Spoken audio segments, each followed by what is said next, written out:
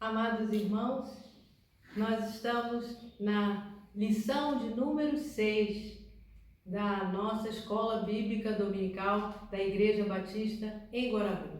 Nós estamos usando a revista Religiões e Religiosidade. E a lição de hoje, eu creio, para mim, que seja o ponto central, seria o ponto principal de todas as lições, porque nós vamos falar da verdadeira igreja. Poderia ser também a verdadeira religião.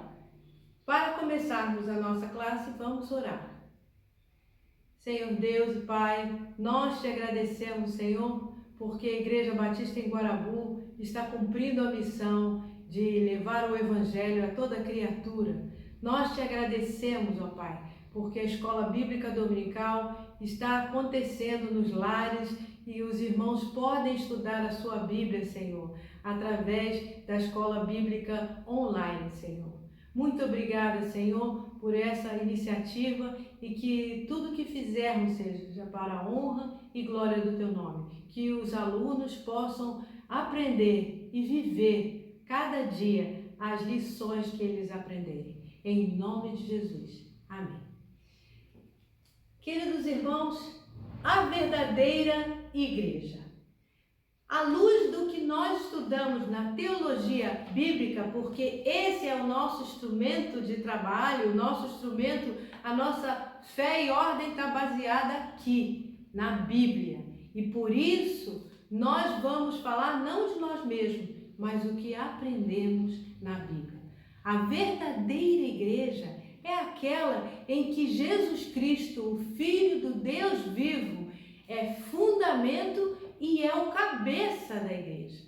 A verdadeira igreja é aquela em que os seus membros são pessoas regeneradas, são pessoas transformadas. Eu estou aqui com a camisa Jesus Transforma. Nós vamos ver hoje nessa lição que Jesus transforma.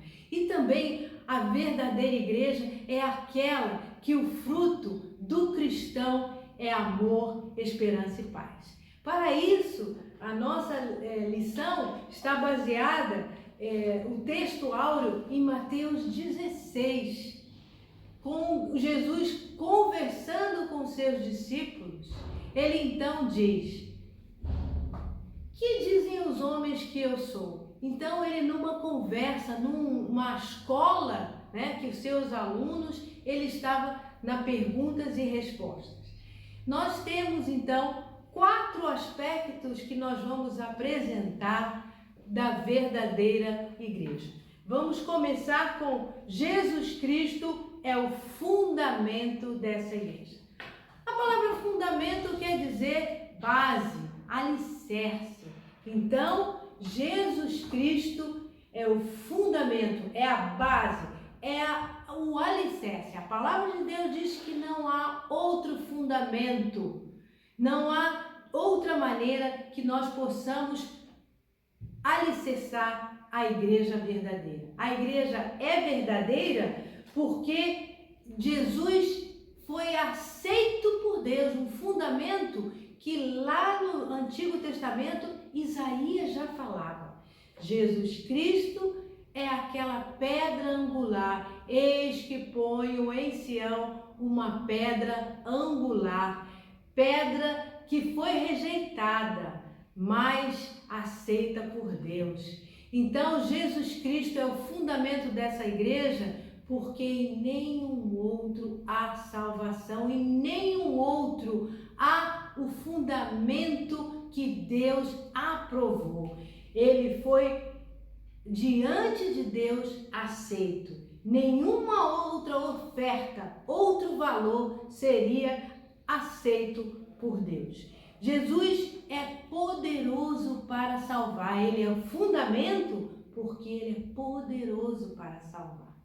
Queridos, em nenhum outro há salvação, porque não há nome dado entre os homens pelo qual nós devemos ser salvos. O apóstolo Paulo, ele escreveu a carta aos Colossenses, ele escreveu carta aos Efésios, dizendo essas essas verdades que Deus colocou Jesus Cristo como o fundamento. E Jesus, ele é poderoso para salvar. Em nenhum outro, Atos capítulo 4, verso 12, em nenhum outro há salvação. Jesus também é o fundamento da igreja, é a base, é o alicerce, porque ele foi capacitado para ser o fundamento pela cruz. Isaías fala que o castigo que estava predestinado a nós estava nas costas. Ele levou sobre si as nossas iniquidades. E o castigo que nos traz a paz estava sobre ele. Agora, como professora, pergunto aos meus alunos: Jesus é o fundamento da sua vida? Jesus é o fundamento da sua igreja? Da igreja que você faz parte? Jesus foi constituído o canal exclusivo entre Deus e os homens. Só Jesus pode levar o homem a Deus. Lembra das primeiras religiões, das primeiras lições de religiões, quando nós falamos que religião é religar, vem do latim, o verbo religare. Jesus Cristo faz essa ponte, né, vertical. Então, em nenhum outro há salvação, porque ele nos leva a Deus. Só ele mesmo disse: eu sou o caminho, a verdade e a vida. Ninguém vai ao Pai senão por mim. Jesus, então, ele é o canal exclusivo. Não é inclusivo. Nós não temos os santos, nós temos... A doutrina batista diz que só há um canal exclusivo, não tem outro. Você não tem outro acesso, não tem um atalho. Jesus é esse caminho. O segundo aspecto que eu quero dizer, o primeiro vai guardando. O primeiro, Jesus é o fundamento.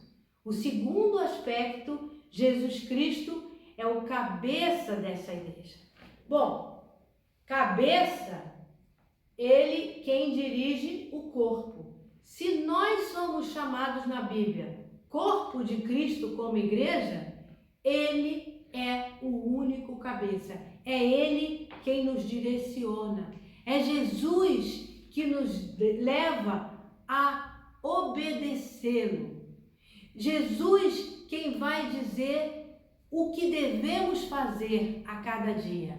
Ele mesmo disse aos seus discípulos: sem mim nada podeis fazer. A cabeça é aquele que é o principal. Ele quem manda. Jesus nos dá direção. Ele supre a nossa necessidade.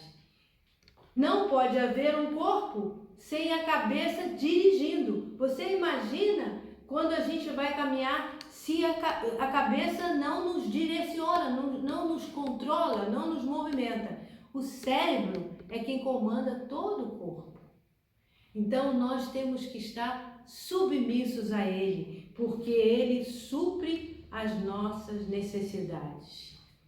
Nós estávamos para ser condenados à morte, mas ele nos trouxe vida pela cruz. E essa vida, uma vida eterna.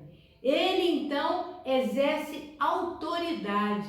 Mateus 28, Jesus diz: é-me dado toda a autoridade no céu e na terra.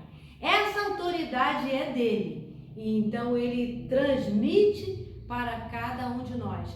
É por isso que a igreja verdadeira não é de membros que fazem segundo o seu pensamento, mas é segundo a mente de Cristo.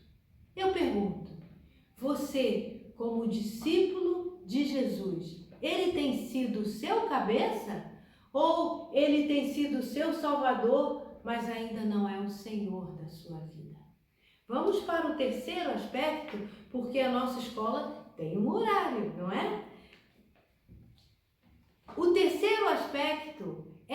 já no setor horizontal. Nós falamos de dois aspectos verticais. Agora vamos falar no sentido horizontal. E assim formamos a cruz, não é verdade? A relação nossa para com Deus e a relação nossa para com os nossos irmãos. O terceiro aspecto, então, é que os membros são ovelhas regeneradas. Se alguém está em Cristo, nova criatura é. As coisas velhas já passaram, eis que tudo se fez novo. Por isso que Jesus transforma, Jesus não reforma.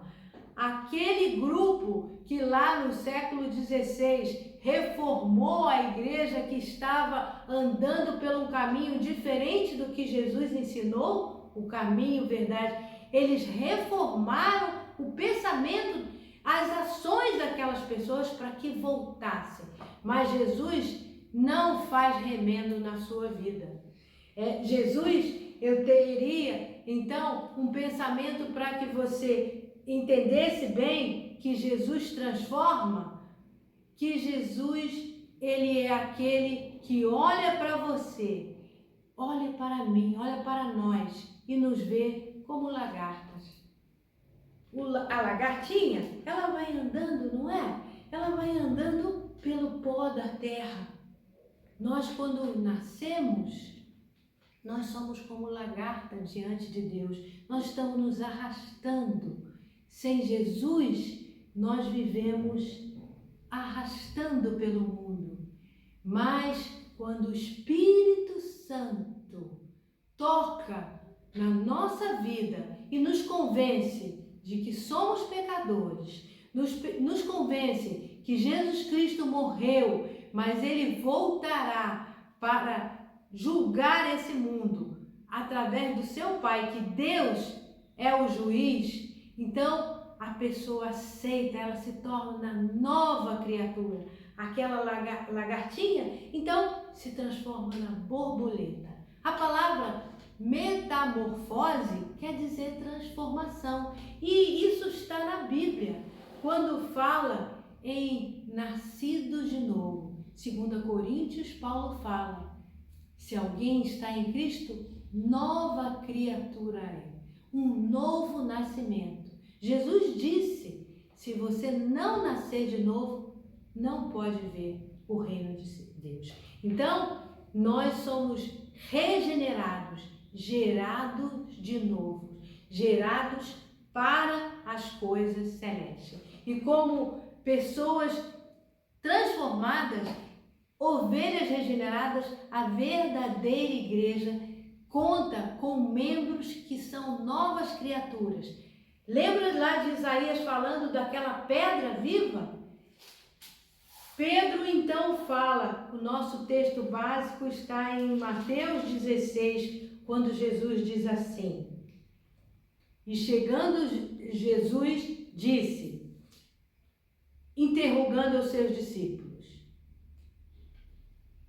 quem dizem os homens que eu sou? Verso 14 de Mateus 16, eles disseram, uns João Batista, outros dizem que tu és Elias e outros Jeremias ou um dos profetas. Jesus então, Simão Pedro responde, tu és o Cristo, o Filho do Deus vivo. Jesus respondendo disse-lhe, bem-aventurado és tu, Simão Barjonas, porque não foi carne e sangue quem tu revelou, mas meu Pai que está no céu. Pois bem, também eu te digo que tu és Pedro, e sobre esta pedra edificarei a minha igreja, e as portas do inferno não prevalecerão contra ela. Amado aluno, eu como professora gosto sempre de estar perguntando para que você tenha a lição na mente. Jesus Cristo é a pedra que regenerou Jesus Cristo é o Filho de Deus vivo, em que você agora se transformou em pedra de proclamação para a sua vida? A verdadeira igreja tem membros regenerados. Você é um membro da verdadeira igreja? Outro, para a gente ver que os membros são ovelhas regeneradas, porque eles estão libertos do pecado. Se o Filho vos libertar, verdadeiramente sereis livres. Vocês imaginem, então, um oleiro fazendo um vaso. Tem um vaso aqui, né? Tão bonito, mas não é de barro. Nós somos de barro, porque diz que a nossa composição é de barro. Um oleiro faz o vaso. Ele não ficou bom, ele ficou com imperfeições. Ele tem que quebrar e fazer de novo. Jesus já fez isso? Então você está liberto do pecado. O pecado não tem mais controle da sua vida. A sua mente não pensa nas coisas da lagartinha, pensa nas coisas que são de cima, a borboleta. São pessoas regeneradas porque são sinceras na fé. Sincera, essa palavra vem do latim que quer dizer sincera. Sincero quer dizer sincera, porque no teatro eles usavam máscaras para fazer representação. E também alguns que iam fazer restauração de vasos, eles passavam uma cera para que ninguém visse a imperfeição. Então nós temos que ser sincera, sem algo que possa disfarçar o nosso erro. Nós somos sinceros na fé. A nossa fé não é mascarada. Sem fé é impossível agradar a Deus. Uma pessoa regenerada, ela é da verdadeira igreja, porque ela é sincera. E assim somos irrepreensíveis. A igreja verdadeira não é de pessoas que estão sempre errando e pedindo, vai lá para o líder, olha, eu vim aqui para perdoar todos os meus pecados da semana, eu vim aqui no domingo para que Deus possa perdoar todos os meus pecados. Não existe isso. Uma vez livre do pecado, livre para sempre. Jesus disse, vocês já estão limpos pela fé. Jesus, quando curava, ele disse, vai, a tua fé te salvou. Os regenerados têm uma fé sincera. Os regenerados são obedientes à verdade. Quem é a verdade? Em amor. Nós o amamos porque ele nos amou primeiro. Agora, vocês que já se purificaram pela obediência à verdade e agora que já têm um amor sincero pelos irmãos na fé, amem uns aos outros com todo o coração, pois você, pela viva e eterna palavra de Deus, nasceram de novo. Sabe quem falou isso? Está na Bíblia? O apóstolo Pedro. Pedro disse, vocês que já são irrepreensíveis, vivam em verdade, amor que não acaba. Aí vamos para o quarto aspecto. Depois vamos refazer os outros aspectos. Agora, o quarto sinal concreto de fé e esperança e amor.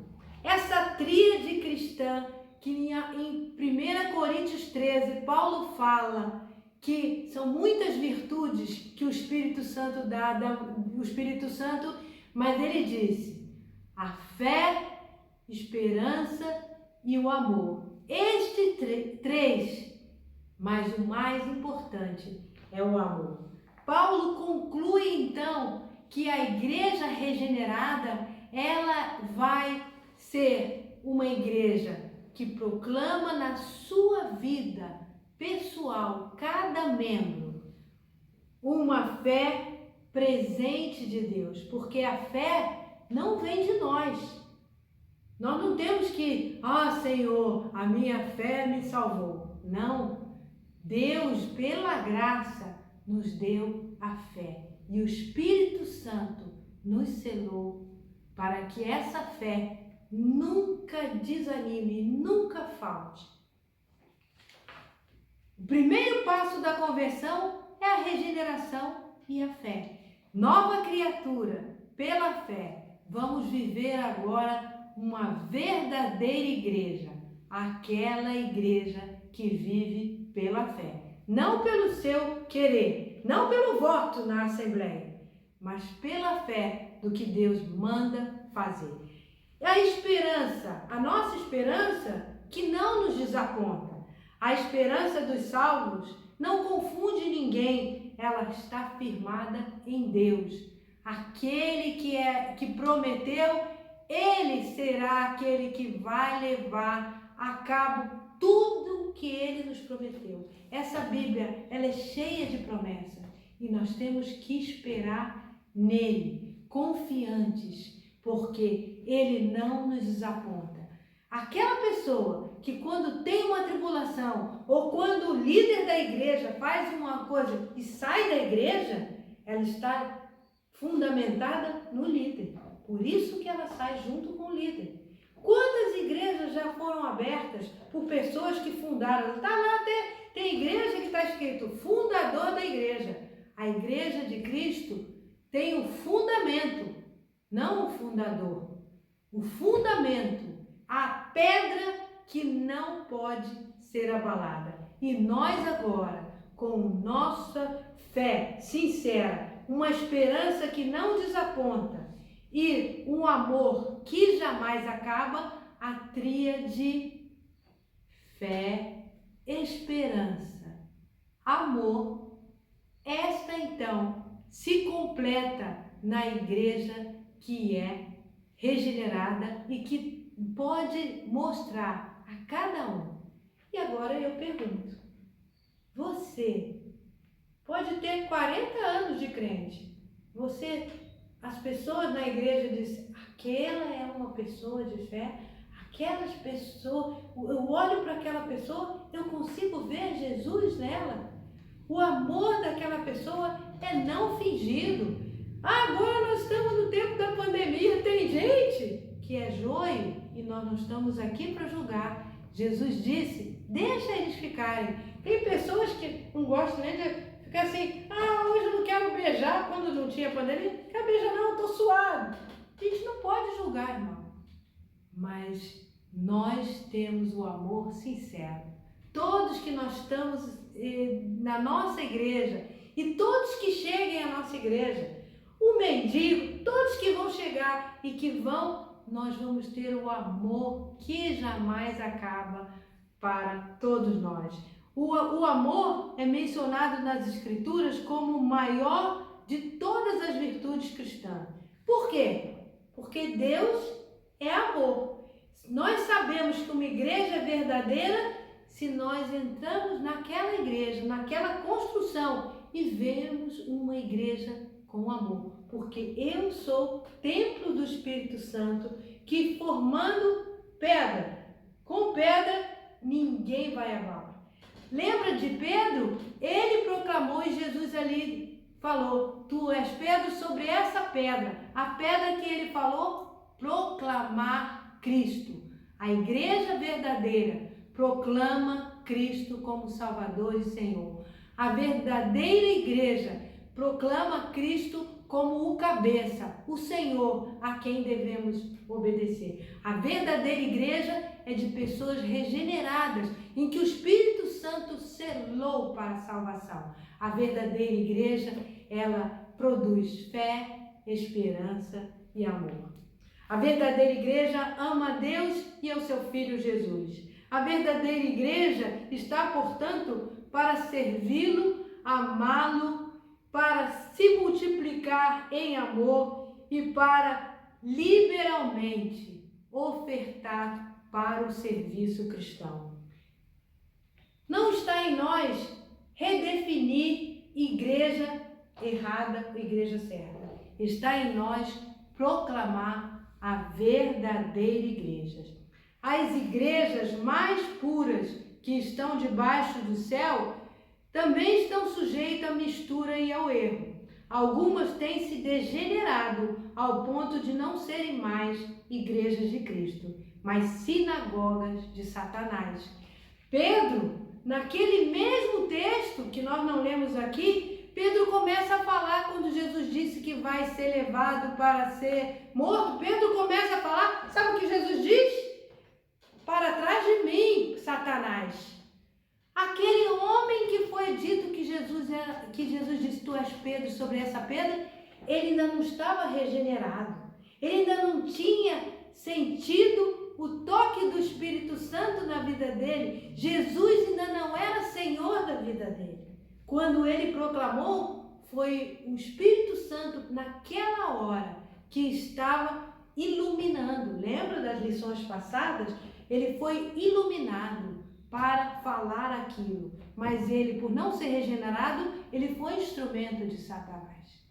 Nós estamos como verdadeira igreja para ser instrumentos, pedras vivas, para proclamar que Jesus Cristo é o fundamento, que Jesus Cristo é o cabeça, segundo aspecto, que a igreja verdadeira são de pessoas regeneradas.